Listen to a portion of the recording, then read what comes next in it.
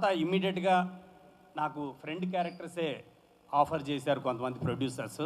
అంటే యూనివర్సిటీలో ఉన్నప్పటి నుంచి కూడా నేను నా బ్యాచ్లో ఒక 5 years చేసినప్పుడు డిఫరెంట్ క్యారెక్టర్స్ చేయడం అలవాటు. ఈ మూస ధోరణిలో యాక్టింగ్ చేయడం నాకు నచ్చేది కాదు. అందుకని ఫ్రెండ్ క్యారెక్టర్స్ అంటే ఒక ముద్ర పడుతుంది ఏమన్న దీంతో నేను ఫ్రెండ్ క్యారెక్టర్స్ని చేయకుండా ఒకవైపు ఉన్నాను, డిఫరెంట్ క్యారెక్టర్స్ చేయాలనే కోరికతో ఉన్నాను. ఈలోపు నాకు బెస్ట్ డైరెక్టర్గా స్టేజ్లో నంది అవార్డు రావడం జరిగింది. ఒకవైపు బెస్ట్ డైరెక్టరు, మరోవైపు ఈటీవీ 2లో మాయాబజార్ అనే టెలివిజన్ సీరియల్ డైరెక్ట్ చేయడానికి ఈటీవీ నుంచి ఒక ఆఫర్ వచ్చింది. సో ఈ విధంగా ఒక్క క్షణం కూడా ఆలస్యం చేయకుండా నేను ఆ పొలిటికల్ సెటైర్ని డైరెక్ట్ చేసి దాదాపు 150 ఎపిసోడ్లు డైరెక్ట్ చేశాను. అదే టైంలో యూనివర్సిటీలో నాకు అసిస్టెంట్ ప్రొఫెసర్గా ఉద్యోగం వచ్చింది. సో ముందు 3 దారులు ఉన్నాయి. 1 యాక్టరు, 2 డైరెక్షన్ చేయొచ్చు, 3 టీచింగ్. సో మా కుటుంబ సభ్యులందరూ కలిసి టీచింగ్ వైపు వెళ్ళడం బెస్ట్ అని డిసైడ్ చేశారు. నేను ఆ ప్రొఫెషన్లోకి వెళ్ళడం జరిగింది. కొన్నాళ్ళు ఉద్యోగం చేసిన తర్వాత అర్థమైంది నేనేం కోల్పోయాను అని. ఎందుకంటే నాకు టీచింగ్ పెద్ద కష్టమేం అనిపించలేదు. అది నాకు ఇష్టం కాబట్టి, అందులో నేను యాక్టర్ ట్రైనింగే చేస్తున్నాను కాబట్టి, స్టూడెంట్స్కి డైరెక్షన్ నేర్పిస్తున్నాను కాబట్టి నాకు పెద్ద కష్టం అనిపించలేదు. కానీ ఎక్కడో నేను మిస్ అవుతున్నానని ఒక చిన్న ఫీలింగ్ కలిగింది. ఆలస్యం చేయకుండా నా లక్ష్యం వైపు ప్రయాణం చేశాను. అదే మీ అందరి ముందున్న ఈ డీల్. ఈ ప్రయాణంలో నాకు తోడుగా నిలిచిన ఫ్రెండ్స్కి, కుటుంబ సభ్యులకి, ముఖ్యంగా అనితకి, మా రాముకి, కల్పనకి, ఫణి భయ్యాకి, ఆకెళ్ళ శివప్రసాద్ గారికి, జేకే భారవి గారికి. ఎందుకంటే వీళ్ళు నాకు స్క్రిప్ట్లో చాలా సాయం చేశారు. నేను స్క్రిప్ట్ అనుకున్న తర్వాత వాళ్ళతో డిస్కషన్ చేస్తే నాకు కావాల్సిన సూచనలు, సలహాలు ఇచ్చారు. కంటెంట్ బేస్డ్ ఫిలిమ్స్ వస్తున్నాయంటే తెలుగు ప్రేక్షకులు ఎప్పుడైనా కూడా ఆదరిస్తూనే వచ్చారు. సస్పెన్స్ థ్రిల్లర్ జానర్ ఎప్పుడు కూడా ఆసక్తి ఉంటుంది. మా సినిమా చాలా డిఫరెంట్ అని చాలామంది మాట్లాడుతూ ఉంటారు. నేను ఆ విషయం ఇక్కడ ప్రస్తావించను, కానీ మా క్యాస్ట్ అండ్ క్రూ చూసిన తర్వాత డెఫినెట్గా ఇది డిఫరెంట్గా ఉంటుందని మీరందరూ కూడా యాక్సెప్ట్ చేస్తారు. తినబోతూ రుచెందుకు అన్నట్టు ఇప్పుడు సినిమా గురించిన డీటెయిల్స్ నేను ఎక్కువ చెప్పడం లేదు. మరిన్ని విషయాలు ముందు ముందు మీడియా ఇంటర్వ్యూస్లో మనం మాట్లాడుకోవడం జరుగుతోంది. సో ఈ ఆహ్వానాన్ని మన్నించి ఈ కార్యక్రమానికి విచ్చేసిన పెద్దలందరికీ కృతజ్ఞతలు. హను గారు మాడిన మాటల్లో వాట్ ఈ said is passion and fashion. ఈ మధ్య నెలకు ఒకసారి నేను కింద మీటింగ్ పెడుతుంటా కొత్త ప్రొడ్యూసర్లకి. సో అది నా డైలాగ్ కాపీ కొట్టారు మీరు. వాళ్ళకి ఏం చెప్తుంటారంటే ఈ మధ్య ప్యాషన్ అనే వర్డ్ చాలా ఫ్యాషన్గా వాడుతున్నారు అని చెప్పి రెగ్యులర్గా స్టాండర్డ్గా దాంతోనే స్టార్ట్ చేస్తామాట. సో ఎనీవేస్ కీపింగ్ అలా చెప్పు నేను సరదాగా అంటున్నాను. నాకు సడన్గా మీరు మాట అంటే నాకు వచ్చింది మాట, అంటే నేను రెగ్యులర్ వాడే మాట ఇదే కదా అని చెప్పి.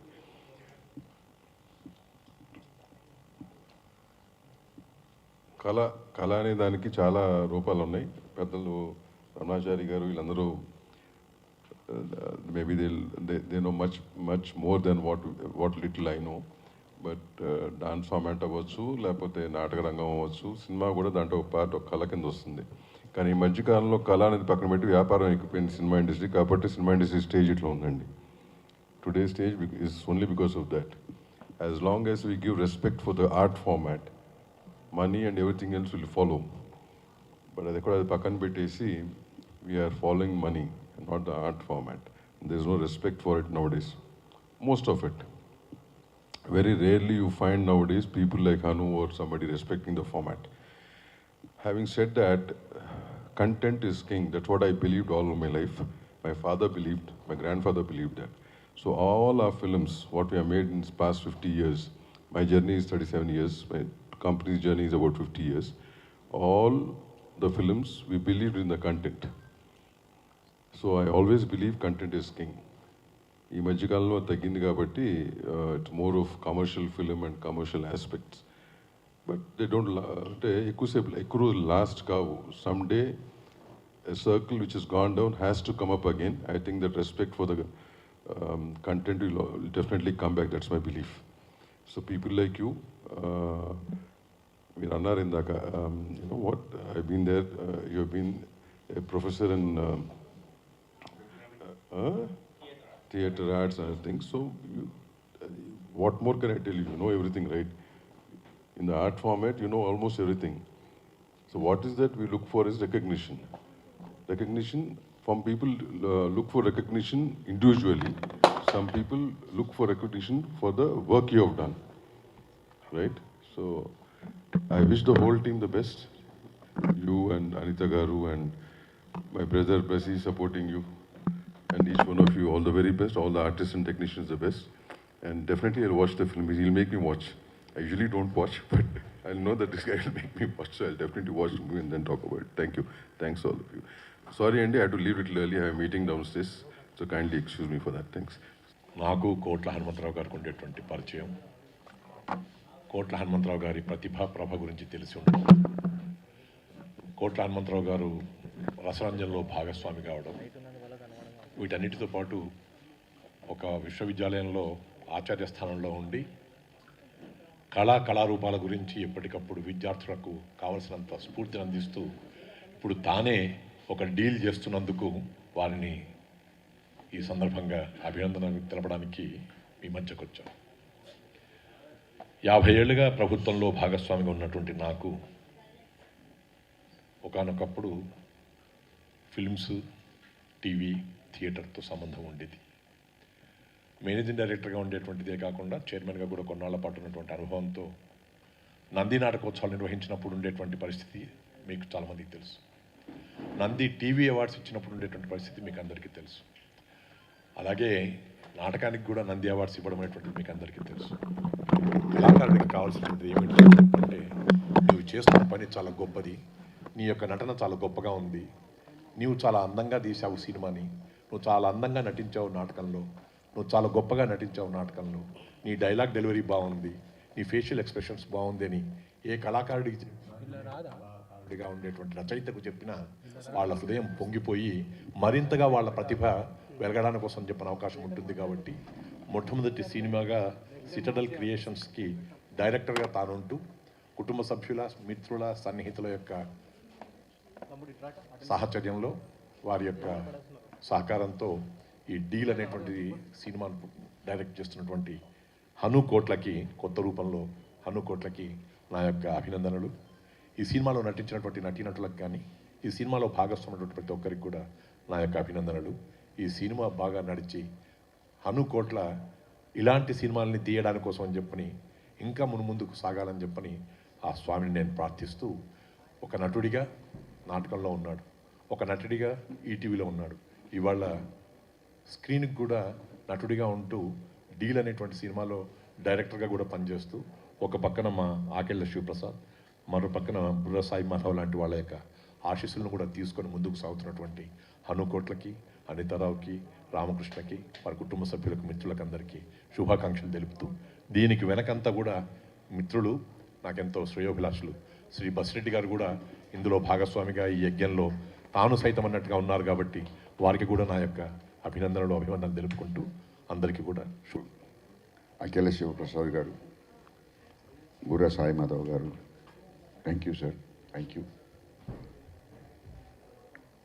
హను నన్ను ఫస్ట్ కాంటాక్ట్ చేసినప్పుడు, సార్ మీ సహకారం కావాలి ఆయన, నేను ఇంతకు మొదలు అప్పుడప్పుడు తెలుగు యూనివర్సిటీలో పోయి సెమినార్స్ ఇస్తుంటే అప్పుడు అట్లా కొంచెం పరిచయము. డీన్ ఆఫ్ ఫైన్ ఆర్ట్స్ అంటేనే నాకు ఎక్సైట్మెంట్ వచ్చింది. ఏమని, such a calibre person cinema తీస్తాడు, డైరెక్షన్ చేస్తాడు. అప్పుడు ఆయన హీరో అని తెలియదు నాకు, ఇంకా డైరెక్షన్ చేస్తాడు అని ఉద్దేశంతో, సరే sir we will help you out అని చెప్పని ఆయన పిఎల్కే గారు నా దగ్గరికి తీసుకొస్తే, చేద్దాం సార్ అని చెప్పాను నేను. పిఎల్కే గారు అంటే మా కంపెనీలో డైరెక్టర్గా పనిచేస్తాడు. Is one of the very old, 14-15 సంవత్సరాల నుంచి మా దగ్గరనే ఉన్నాడు. అంతకుముందు ఈటీవీలో 15 సంవత్సరాలు ఉండి వచ్చాడు. సో మంచి టీం ఉంది కదా ఇది, ఆయన సినిమాటోగ్రఫీ కూడా చేసినాడు కనుక మన కెమెరాలు అన్నీ ఉన్నాయి, మంచిగా చేసుకుందాం అనే ఉద్దేశంతో సహకారం చేసినాను. సినిమా కూడా చూసిన, బాగొచ్చింది. ఆల్రెడీ దాని మీద కమింగ్ సూన్ డీల్ 2 అని కూడా పెట్టేసేసాడు దాని మీద.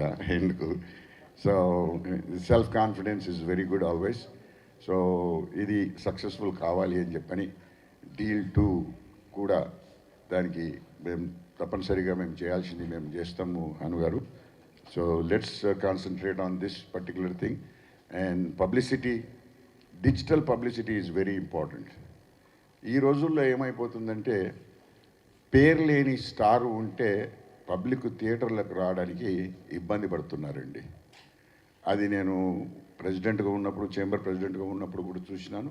ఈ కోవిడ్ వచ్చిన తర్వాత ఏమైపోయిందంటే చాలామంది ఓటీటీకి అలవాటైపోయి ఇది ఎలా కాకుంటే రేపు ఎట్లా మళ్ళీ ఓటీటీలో వస్తుంది కదా చూసుకోవచ్చు అనే ఉద్దేశంతో ఈ 2 గంటలు ట్రాఫిక్ జామ్లో పోయి థియేటర్కి పోయి సినిమా ఎందుకు చూడాలి అనే ఉద్దేశం అది పెరిగిపోయింది. కానీ దాని నుంచి ఏమవుతుందంటే రాను రాను సినిమా ఇండస్ట్రీకి పెద్ద దెబ్బ తగులుతుంది. చేసేవాళ్ళు తక్కువైపోతారు. సో ఆ చేసేవాళ్ళు అది ఏదో కమర్షియల్ కొరకు చేస్తుంటారు. సో ఆర్టిస్టిక్ వాల్యూ ఉన్నది, మంచి స్టోరీ ఉన్నవి, ఆ విలువగల సినిమాలు రావాలంటే దయచేసి మీరు మీడియా వారు కూడా ఈ పెద్ద స్టార్ లేని సినిమాలను కొంచెం ప్రోత్సహించాలండి. లేకుంటే మీకు ఇట్లా కెమెరాలు పెట్టుకొని ఫంక్షన్లు పెట్టుకొని కూడా మీకు కరువు అయిపోతాయండి. అది బాగా జ్ఞాపకం పెట్టుకోండి. ఏదో ఒక సినిమా 1000 కోట్లు పెట్టి 500 కోట్లు పెట్టి సినిమాలు, ఎస్ దట్స్ సీజీ ఎఫెక్టు, ఇవాళ రేపు ఏఐ యూజ్ చేసి ఇంకా ఎక్కువ చేసుకుంటూ వెళ్తారు. కానీ ఒక మంచి కథ ఉన్న, ఒక మంచి క్యారెక్టర్ ఆర్టిస్టులు ఉన్న, మంచి యాక్టర్స్ ఉన్న సినిమాను థియేటర్లో పోయి చూస్తే వాళ్ళు కూడా అందరూ ఆనందపడతారు. మళ్ళీ ప్రోత్సాహం చెంది రెండో సినిమాకు కూడా తయారు కావడానికి ప్రయత్నం చేస్తారు. సో ప్రతి చిన్న ప్రొడ్యూసర్లను బతికేయడానికి ప్రయత్నం చేయాలి మీడియా వారు. మరియు ఈ ఆన్లైన్ మార్కెటింగ్ చేసేవాళ్ళు ఫ్రెండ్స్, మీరందరూ ఈ గ్రూప్ గ్యాంగ్లోనే ఓ 100 మంది ఉంటారు. మీకు 100 మంది, మీకు ఒక్కొక్కరికి 1000 మంది అన్న ఫ్రెండ్స్ ఉంటారు. వారందరితో షేర్ చేయండి, అందరితో ఈ ట్రైలర్ షేర్ చేయండి, ఐఎండిబికి వెళ్ళి అక్కడ రేటింగ్ ఇవ్వండి. సో దాని నుంచి సినిమా థియేటర్లో రిలీజ్ కావడమే కాకుండా సినిమా థియేటర్ రిలీజ్ కాంది ఓటీటీ వాళ్ళు తీసుకోవడం లేదు. సినిమా థియేటర్లో రిలీజ్ అయ్యి కొంచెం మంచిగా ఉండి ఐఎంబిడిలో మంచి రేటింగ్ ఉంటే ఒక ఓటీటీ నుంచి కూడా డబ్బులు వస్తాయి. ఆ డబ్బులు వచ్చిన డబ్బులతోన ఆయన ఇంటికి తీసుకుపోయే తక్కువ ఉంటుంది, కానీ మళ్ళీ రెండో సినిమాకే పెట్టబోతాడు. సో దయచేసి మీరందరూ ఆయనకు కూడా సహకరించండి నేను కోరుకుంటూ ఈ అవకాశం ఇచ్చిన మీకు thank you very much sir. Anu garu ఒక మంచి ప్రయత్నం చేశారు. ఖచ్చితంగా ఆ ప్రయత్నం విజయవంతం అవ్వాలి. ప్రతి ఒక్కరూ ఆ సినిమాను ఆదరించాలని మనస్ఫూర్తిగా నేను కోరుకుంటున్నాను. నేను ఒకటే చెప్తానండి, సినిమా బాగుంటే దాన్ని ఎవ్వడు ఆపలేడు. సినిమా బాగోకపోతే దాన్ని ఎవ్వడు లేపలేడు. There is no doubt. ఎవ్వరూ లేపలేరు సినిమా బాగోకపోతే. సినిమా బాగుంటే ఎవ్వడు దాన్ని ఆపలేడు. బాగుంటాం బాగోకపోవటం రెండే ఉంటాయి. ప్రతి ఒక్కళ్ళు సినిమా అనేది థియేటర్లకు వెళ్ళి చూడటానికే ఇష్టపడతాడండి. ఓటీటీలో చూద్దామని ఎవరు అనుకోడు. ప్రతి కళారూపానికి దాని సహజ స్వరూపం ఒకటి ఉంటుంది. నాటకం అనేది థియేటర్లోనే చూడాలి. అది రికార్డ్ చేసి టీవీలో చూద్దామని ఎవడు అనుకోడు. సినిమా అనేది థియేటర్లోనే చూడాలి. సీరియల్ అనేది టీవీలోనే చూడాలి.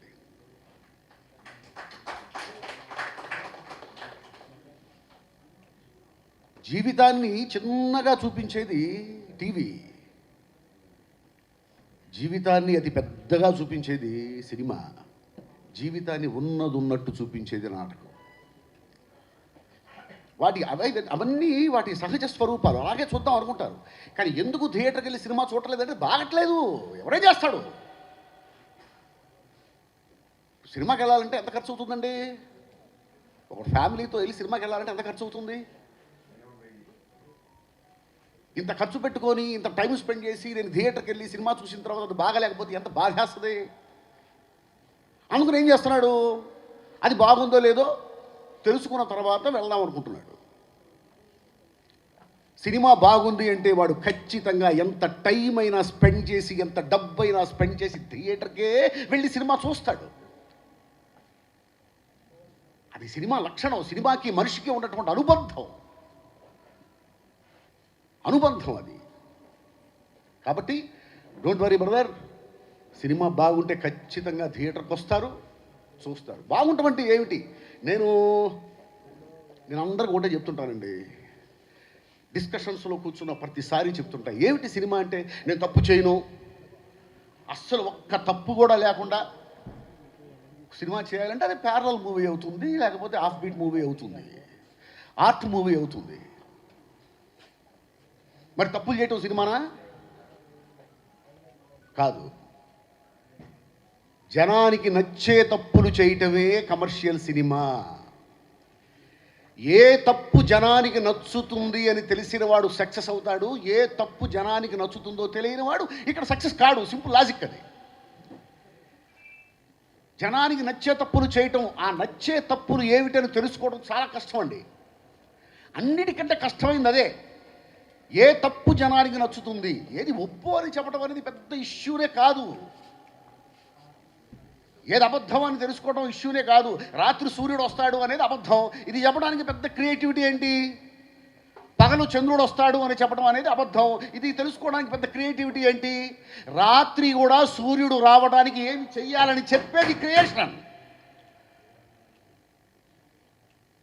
పగలు చంద్రుడు వస్తే ఏం జరుగుతుందని చెప్పేది క్రియేషన్. ఈ చెప్పే క్రమంలో ఏ తప్పులు మనకి నచ్చుతాయి, ఆడియన్కి నచ్చుతాయి. ఆడియన్స్ అందరూ ఒకేలా ఉండరు, కానీ ఆడియన్స్ అందరికీ నచ్చేటువంటి తప్పులు చేయటమే సినిమా. అస్సలు తప్పులు చేయను అనేది సినిమా కాదు. ఏది నచ్చే తప్పు, ఏది నచ్చని తప్పు మనం తెలుసుకోగలగాలి. ఈ ప్రాసెస్లో వెళ్తే ఖచ్చితంగా ప్రతి ఒక్కరూ సక్సెస్ అవుతారండి. అది ఎవరు, నేనేదో పెద్ద పుడింగినేం కాదు. ఏవి నచ్చే తప్పులు అంటే నేను కూడా అన్నీ చెప్పలేను. పలానా సినిమా ఎందుకు పోయిందంటే చెప్పగలను, కానీ నేను చేసే సినిమా గురించి నేను చెప్పలేను. ఆల్రెడీ రిలీజ్ అయిన సినిమా గురించి మాట్లాడగలను, రిలీజ్ అయ్యి చూసిన సినిమా గురించి, చేస్తున్న సినిమా గురించి నేను మాట్లాడాను. అది సినిమా థియేటర్లో ఉన్న కష్టం, సినిమా చేయటంలో ఉన్న కష్టం. సో ఈ కష్టాలన్నీ తెలుసుకుని మీరు ప్రయత్నించండి, ఖచ్చితంగా మంచి సినిమా బయటకు వస్తుంది. హనుమంతరావు గారి గురించి నేను విన్నాను, హను గారి గురించి ఖచ్చితంగా మంచి సినిమా చేసుంటారు. ఖచ్చితంగా అది జనాదరణ పొందాలి అని నేను మనస్ఫూర్తిగా కోరుకుంటూ I wish the grand success. Thank you very much. Thank you Sai master గారు. చిన్న పెద్దలకు అందరికీ కూడా thank you so much. So తెలీదు, ఇప్పుడు హార్ట్ బీట్ చాలా ఫాస్ట్గా ఉంది నాకు. అంటే స్టేజ్ కొత్త కాదు, మూవీస్ కొత్త కాదు, టెలివిజన్ కొత్త కాదు, అందరికీ తెలిసిన దాన్నే నేను, మీ అమ్మాయిని. బట్ అయినా సరే ఒక మూవీ గురించి, ఒక మెయిన్ అంటే ఒక ఇంపార్టెంట్ క్యారెక్టర్ ప్లే చేసిన అమ్మాయిగా స్టేజ్ మీద నించొని మాట్లాడాలంటే కాలు చేతులు వణుకుతున్నాయి, నాకు గొంతు కూడా తడబడుతుంది. But firstly Hanu sir thank you so much, Anitha ma'am thank you so much, సుజాతక్క thank you so much. And ఎందుకు అంటే ఒక తెలుగు అమ్మాయిని అయ్యుండి కూడా చాలా ట్రై చేశాను మూవీస్కి నేను. బట్ మనకి ఒక మంచి నా పర్సనల్ వ్యూ ఏంటంటే సినిమాలో చిన్న క్యారెక్టర్ అయినా సరే మంచి ఇంపార్టెన్స్ ఉండే క్యారెక్టర్ చేయడమే ఇంపార్టెంట్. ఎందుకంటే అలా ఒక ఇంపార్టెన్స్ ఉన్న క్యారెక్టర్ చేస్తేనే మనం జనాల్లోకి వెళ్తాము, జనాలు మనల్ని గుర్తుపడతారు.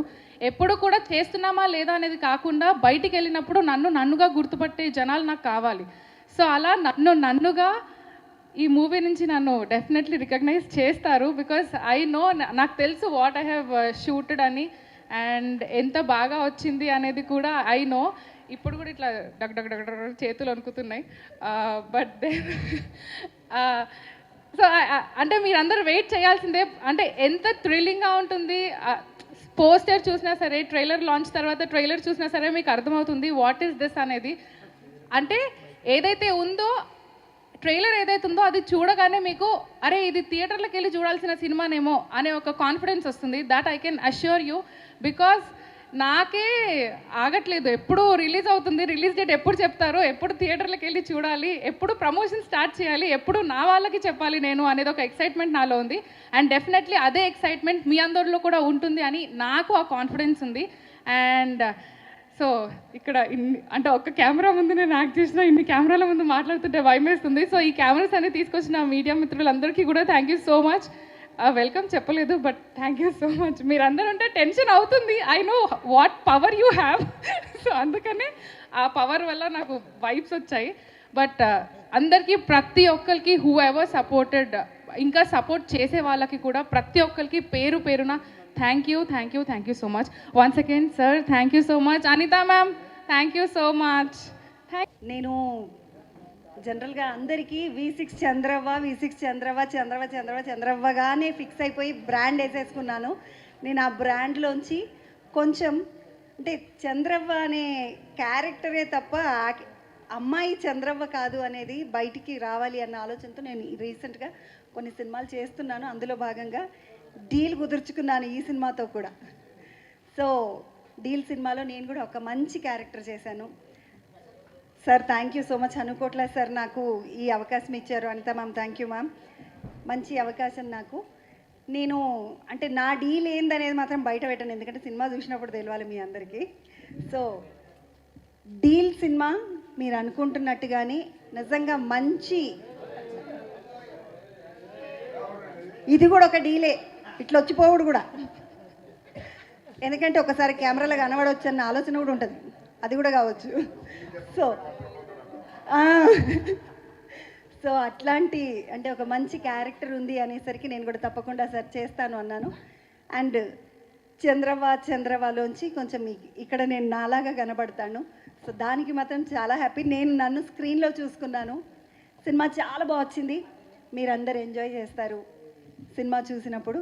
సో మా వైపు నుండి, ఈ సినిమా వైపు నుండి మమ్మల్ని ప్రమోట్ చేసే బాధ్యత మీదే అన్న. కెమెరాలన్నీ మీ చేతిలోనే ఉన్నాయి కాబట్టి మీరే బాధ్యులు, మీకే వదిలేస్తున్నాం.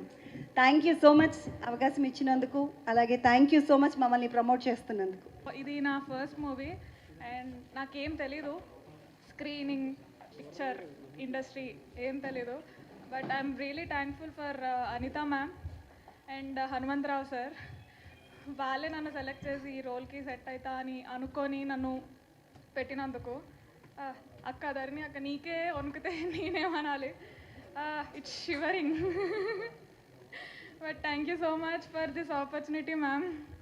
I'm really thankful. అంటే ఈ స్టేజ్లో ఇట్లా నిల్చుంటా అని నేను అసలు అనుకోలేదు. ఇప్పుడు కూడా మార్నింగ్ అయినా నైట్ అయినా పడుకునేటప్పుడు అసలు నేనేనా అని కూడా అనుకుంటూ ఉంటా ఒక్కొక్క మూమెంట్లో. కాదు అది నేను కాదు ఇంకెవరో అని కూడా అనుకుంటా.